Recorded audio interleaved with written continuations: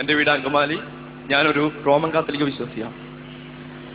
ചെറുപ്പത്തിൽ ഞാൻ മുസ്ലിം സമുദായത്തെ ഒരു പേടിയോടുകൂടിയാണ് കണ്ടിരുന്നത്. എനിക്ക് ഗൾഫിൽ വന്നതിന് ശേഷമാണ് മുസ്ലിം സമുദായത്തെ പറ്റി കൂടുതൽ പഠിക്കുവാനും അറിയുവാനും കഴിഞ്ഞു. അപ്പോൾ അങ്ങനെ പഠിക്കുവാൻ ശ്രമിക്കുന്ന സമയത്ത് എൻ്റെ മനസ്സിലെ പല സംശയങ്ങളും ഉരുത്തിരിയുണ്ടായി. ഇപ്പോൾ ചോദിക്കുന്ന ക്വസ്റ്റ്യൻ എന്തെങ്കിലും അപാകതയുണ്ടെങ്കിൽ നിങ്ങൾ ക്ഷമിക്കുമെന്ന് വിശ്വസിക്കുന്നു. 1400 വർഷങ്ങൾക്ക് മുമ്പ് പരിശുദ്ധ ഖുർആൻ നമുക്ക് നൽകപ്പെട്ടപ്പോൾ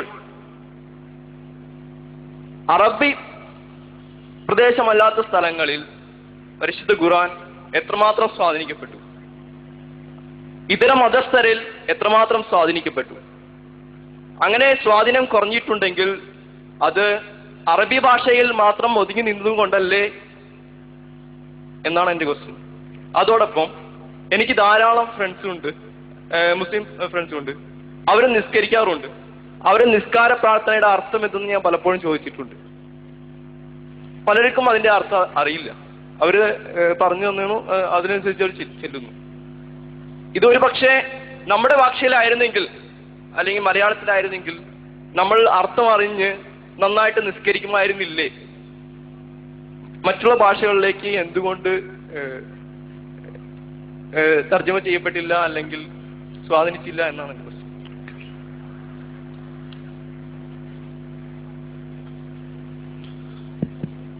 ടോം ജോസഫിന്റെ 2 ചോദ്യങ്ങളിൽ ഒന്നാമത്തേത്, പരിശുദ്ധ ഖുർആൻ 14 നൂറ്റാണ്ടുകൾക്ക് മുമ്പ് അവതരിപ്പിക്കപ്പെട്ടപ്പോൾ എന്തുകൊണ്ട് ലോകത്തിന്റെ വ്യത്യസ്തങ്ങളായ ഭാഗങ്ങളിൽ അതെങ്ങനെ സ്വാധീനിച്ചിട്ടില്ലെങ്കിൽ അത് അറബിയിലായത് കൊണ്ടല്ലേ അത് സ്വാധീനിക്കാതിരുന്നത് എന്നാണ് ചോദ്യം. തീർച്ചയായും പരിഗണിക്കപ്പെടേണ്ട ഒരു പ്രശ്നമാണ്. ഒന്നാമതായി, പരിശുദ്ധ ഖുർആൻ പടച്ചവന്റെ വചനമാണ്. നമ്മൾ ബൈബിളിനെ പോലെയോ മറ്റ് ഗ്രന്ഥങ്ങളെ പോലെയോ മനസ്സിലാക്കുന്നത് പോലെയല്ല. ബൈബിളിൽ 66 ആണെങ്കിലും 73 ആണെങ്കിലും പുസ്തകങ്ങളിൽ ഇതെല്ലാം മനുഷ്യരുടെ രചനകളാണ്. ദൈവം അവരിൽ പ്രവർത്തിച്ചു എന്ന് മാത്രമേ വിശ്വാസമുള്ളൂ. ദൈവനിവേശിതമായി എഴുതപ്പെട്ട ഗ്രന്ഥങ്ങൾ എന്നാണ് ബൈബിളിനെ കുറിച്ചുള്ള പൊതുവായ സങ്കല്പം. ഇതിൽ നിന്ന് വ്യത്യസ്തമായി ഖുർആൻ പടച്ചവൻ നേരിട്ട് മനുഷ്യരോട് സംസാരിച്ചതാണ്. ഖുർആൻ മനുഷ്യരോട് പടച്ചവൻ സംസാരിച്ചതാണ്. പടച്ചവൻ സംസാരിക്കുവാൻ വേണ്ടി തിരഞ്ഞെടുത്ത ഭാഷാ മാധ്യമം അറബിയാണ്. ആ അറബി ഭാഷയിലാണ് മനുഷ്യരോട് പടച്ചവൻ 14 നൂറ്റാണ്ടുകൾക്ക് മുമ്പ് സംസാരിച്ചിട്ടുള്ളത് എന്നർത്ഥം.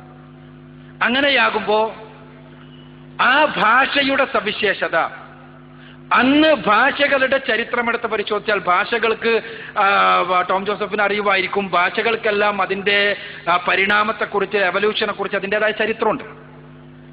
ഇംഗ്ലീഷെല്ലാം അതിൻ്റെ ഒരു പൂർണ്ണത എന്ന രൂപത്തിൽ എത്തിയിട്ടുള്ളത് ഒരു ആധുനിക കാലഘട്ടത്തിൽ മാത്രമാണ്. അപ്പോൾ ഈ ഭാഷകളുടെ ചരിത്രമെടുത്ത് പരിശോധിക്കുമ്പോൾ 14 നൂറ്റാണ്ടുകൾക്ക് മുമ്പ് പൂർണ്ണ വളർച്ചയെത്തുകയും കായ്ക്കുകയും പുഷ്പിക്കുകയും ചെയ്ത ഭാഷയായിരുന്നു അറബി. ആ അറബി ഭാഷ തന്നെ പടച്ചവൻ തെരഞ്ഞെടുത്തത് അതുകൊണ്ടാകാം. ഏതായിരുന്നാലും ഇങ്ങനെ പടച്ചവൻ സംസാരിച്ച ഭാഷയായ അറബി, ആ അറബി ഭാഷയിൽ ഉള്ള പരിശുദ്ധ ഖുർആനിന്റെ സന്ദേശങ്ങൾ ആദ്യമായി ഉൾക്കൊണ്ടതും പ്രയോഗവൽക്കരിച്ചതും റസൂലുള്ളാഹി സ്വല്ലല്ലാഹു അലൈഹി വസല്ലമ തന്നെയാണ്, മുഹമ്മദ് നബി തന്നെയാണ്. അദ്ദേഹത്തിന്റെ 23 വർഷ കാലഘട്ടത്തിൽ വ്യത്യസ്തങ്ങളായ സാഹചര്യങ്ങളിൽ പരിശുദ്ധ ഖുർആൻ അവതരിപ്പിക്കപ്പെട്ടപ്പോൾ അത് ആദ്യമായി അദ്ദേഹം പ്രയോഗവൽക്കരിച്ചു. അത് പ്രയോഗവൽക്കരിക്കുന്ന ഒരു സമൂഹത്തെ അദ്ദേഹം സജ്ജമാക്കി. 23 വർഷം കഴിഞ്ഞപ്പോഴേക്ക് ഒരു സമൂഹം പൂർണ്ണമായും സജ്ജമായിരുന്നു, ഖുർആനിന്റെ ജീവിക്കുന്ന ഉദാഹരണങ്ങളായി. ഖുർആൻ അവരുടെ ജീവിതമായിരുന്നു. അവർ ഖുർആൻ പഠിക്കുകയും ഖുർആന്റെ സന്ദേശങ്ങൾ മറ്റുള്ളവർക്ക് പറഞ്ഞു കൊടുക്കുകയും മാത്രമല്ല ചെയ്തത്, ഖുർആൻ അനുസരിച്ച് ജീവിച്ച് ലോകത്തിന് മാതൃകയാവുകയാണ്. അവരെ ചൂണ്ടിക്കൊണ്ടാണ് ഖുർആൻ പറഞ്ഞത്, കുന്തും ഖൈറ ഉമ്മ ഉഖ്രിജത് ലിന്നാസ് തഅമുറൂന ബിൽ മഅറൂഫി വതൻഹൗന അനിൽ മുൻകരി വതുഅ്മിനൂന ബില്ലാഹി എന്ന്. അഥവാ നിങ്ങളാണ് ഉത്തമ സമുദായം, മനുഷ്യർക്ക് വേണ്ടി ഉയർപ്പിക്കപ്പെട്ടവർ, നിങ്ങൾ സദാചാരം കൽപ്പിക്കുന്നു, ദുരാചാരത്തിൽ നിന്ന് വിലക്കുന്നു, അള്ളാഹുവിൽ വിശ്വസിക്കുന്നു. അപ്പോ ഈ മനുഷ്യർക്ക് വേണ്ടി ഉയർപ്പിക്കപ്പെട്ട ആ ഉത്തമ സമുദായത്തെ പ്രവാചകൻ സല്ലല്ലാഹു അലൈഹി വസല്ലമയുടെ കാലം കഴിയുമ്പോഴേക്ക് ആ സമൂഹത്തിൽപ്പെട്ട ആളുകൾ ലോകത്തിന്റെ വ്യത്യസ്തങ്ങളായ ഭാഗങ്ങളിലേക്ക് കടന്നു വരികയാണ്. ആ ഭാഗങ്ങളിൽ അവർ ജീവിക്കുന്ന ഖുർആനുകളായതുകൊണ്ട് തന്നെ അവർ ഖുർആൻ പഠിപ്പിച്ചു, ഖുർആന്റെ ഭാഷ പഠിപ്പിച്ചു, ഖുർആന്റെ ആശയവും പഠിപ്പിച്ചു. നമുക്കറിയാലോ, ഇന്നത്തെ പോലെ അച്ചടി അത്ര വ്യാപകമായിരുന്നില്ല അക്കാലഘട്ടത്തിൽ എന്നുള്ളത്. അച്ചടി ഒരു 17-ാം നൂറ്റാണ്ടിലും 18-ാം നൂറ്റാണ്ടിലുമെല്ലാമാണല്ലോ വ്യാപകമായി വന്നത്. അപ്പോ ഖുർആൻ പഠിപ്പിച്ചു, എങ്ങനെ? അവരുടെ ജീവിതം കൊണ്ട്. ഖുർആന്റെ ഭാഷയും പഠിപ്പിച്ചു പരമാവധി ആളുകൾക്ക്. അതോടൊപ്പം തന്നെ ഖുർആനിന്റെ ആശയങ്ങൾ സ്വന്തം ജീവിതത്തിൽ പകർത്തി അവർക്ക് കാണിച്ചു കൊടുത്തു. അങ്ങനെയാണ് ലോകത്തിന്റെ വ്യത്യസ്തങ്ങളായ ഭാഗങ്ങളിലെ ആളുകൾ ഇസ്ലാമിലേക്ക്, ഖുർആനിലേക്ക് ആകർഷിക്കപ്പെടുന്നത്. ആ ഖുർആൻ ലോകത്തെല്ലായിടത്തും, ഒരു ഖുർആന്റെ അവതരണം കഴിഞ്ഞ് 100 വർഷമായപ്പോഴേക്ക് ലോകത്തെല്ലായിടത്തും ഖുർആനിന്റെ സന്ദേശം എത്തുകയും ആ എല്ലായിടത്തുമുള്ള ആളുകളിൽ ചിലരെങ്കിലും ഖുർആനിനെ സ്വന്തം ജീവിതത്തിലേക്ക് സ്വീകരിക്കുവാൻ സന്നദ്ധമാവുകയും ചെയ്തു.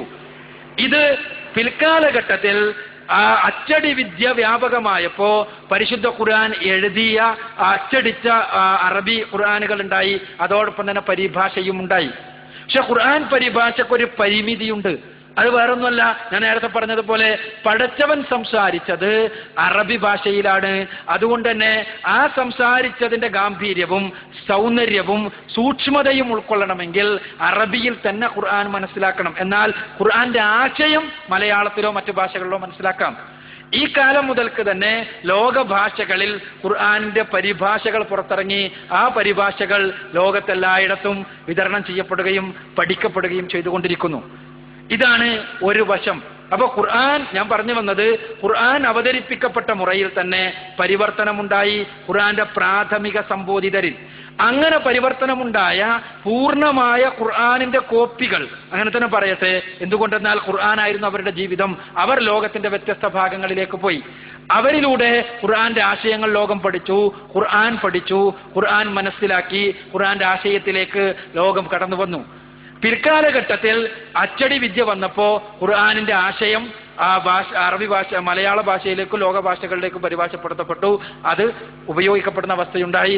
അതിനു മുൻപും പണ്ഡിതന്മാർ പരിശുദ്ധ ഖുർആൻ അറിയാത്ത ആളുകൾക്ക് ഖുർആനിൽ അറബി ഭാഷയിൽ ഓതിക്കൊടുക്കുകയും അത് പരിഭാഷ വാക്കാൽ നിർവഹിക്കുകയും വാമൊഴിയായി നിർവഹിക്കുകയും ചെയ്തു പോന്നു. അതായിരുന്നല്ല അന്നത്തെ രീതിശാസ്ത്രം. ഇനി പ്രാർത്ഥനകളുടെ കാര്യം. എൻ്റെ സുഹൃത്തിന്റെ സ്നേഹിതന്മാർക്ക് ആരെങ്കിലും ഈ സദസ്സിലുണ്ടെങ്കിൽ അവർ കൂടി കേൾക്കണം. പ്രാർത്ഥനകൾ അർത്ഥമറിഞ്ഞു ചൊല്ലാനുള്ളവ തന്നെയാണ്. റസൂലുള്ളാഹി സ്വല്ലല്ലാഹു അലൈഹി വസല്ലമ നമസ്കാരത്തെ കുറിച്ച് പഠിപ്പിച്ചത് നമസ്കാരം മുനാജാത്താണ് എന്നാണ്, അള്ളാഹുവുമായുള്ള സംഭാഷണമാണ് എന്ന്. ആ സംഭാഷണത്തിൽ നമ്മൾ അറിയാത്ത കുറെ കാര്യങ്ങൾ വെറുതെ ഉരുവിടുന്നത് കൊണ്ട്, പ്രത്യേകിച്ച് ആ സുഹൃത്ത് തന്നെ സൂചിപ്പിച്ച ആത്മവിശുദ്ധി നേടിയെടുക്കാൻ കഴിഞ്ഞുകൊള്ളണമെന്നില്ല. അവിടെയാണ് അതിന്റെ ആശയങ്ങൾ നമ്മൾ മനസ്സിലാക്കേണ്ടത് അനിവാര്യമാണ് എന്ന് പറയുന്നത്. പരിശുദ്ധ ഖുർആന്റെ മാത്രമല്ല, പ്രാർത്ഥനകളുടെ വിശേഷിച്ചും ആശയം നമ്മൾ മനസ്സിലാക്കേണ്ടതുണ്ട്. എന്താണോ നമസ്കാരത്തിലുള്ള പ്രാർത്ഥന? ഇനി എന്തുകൊണ്ട് മലയാളത്തിലായിക്കൂടാ എന്ന ചോദ്യം, അതാണ് ടോമിന്റെ ചോദ്യം. ആ ചോദ്യത്തിനുള്ള ഉത്തരം, ഇസ്ലാം ഒരു സാമൂഹ്യ മതമാണ്. കേവലം വ്യക്തിയുടെ സംസ്കരണം മാത്രമല്ല, ഒരു സമൂഹത്തിന്റെ സംസ്കരണം കൂടി ലക്ഷ്യമാക്കുന്ന ഒരു ആദർശ പ്രസ്ഥാനമാണ് ഇസ്ലാം. ഒപ്പം തന്നെ ഇസ്ലാമിലെ ആരാധനകളെല്ലാം സമൂഹ പ്രസക്തമാണ്. അപ്പോ ആരാധനകളിൽ പ്രധാനപ്പെട്ട നമസ്കാരം ഒരു മുസ്ലിമിന് എവിടെ വെച്ചും നിർവഹിക്കാൻ കഴിയണം, എവിടെ വെച്ചും അതിലെ പ്രാർത്ഥനകൾ നിർവഹിക്കാൻ കഴിയണം. ആ പ്രാർത്ഥനകളാകട്ടെ ഒരു ഇമാമ് ചൊല്ലുകയും, ചിലതെല്ലാം ഇമാമ് ചൊല്ലുകയും പിന്നിലുള്ളവർ അത് ഏറ്റു ചൊല്ലുകയും ചെല്ലേണ്ടതുണ്ട്, മറ്റ് ചിലത് മെല്ലെ ചെല്ലേണ്ടതുണ്ട്. ഇതെല്ലാം ഓരോരുത്തരും അവനവന്റെ ഭാഷയിലാകുമ്പോൾ ഈ ഐകരൂപ്യം ഉണ്ടാകുന്നില്ല, ഈ ഒരു കോമൺ പർപ്പസ് ഉണ്ടാകുന്നില്ല. ഈ ഒരു അടിസ്ഥാനപരമായി എല്ലാവരും ഒരേ ദൈവത്തോട്, ഒരേ രൂപത്തിൽ ഒരേ പദം ഉപയോഗിച്ച് ഒരേ മനസ്സോടുകൂടി ഒരേ സ്വരത്തിൽ പ്രാർത്ഥിക്കുന്നു, ആരാധിക്കുന്നു എന്നുള്ളതാണ് ഇസ്ലാമിലെ നമസ്കാരത്തിന്റെ സവിശേഷത. ആ നമസ്കാരത്തിൽ നമ്മൾക്ക് നിശ്ചയിക്കപ്പെട്ട പ്രാർത്ഥനകൾ അത് അറബി ഭാഷയിൽ തന്നെ വേണം. എന്തുകൊണ്ടെന്നാൽ അത് പടച്ച തമ്പുരാൻ തന്നെ പഠിപ്പിച്ച പ്രാർത്ഥനകളാണ്.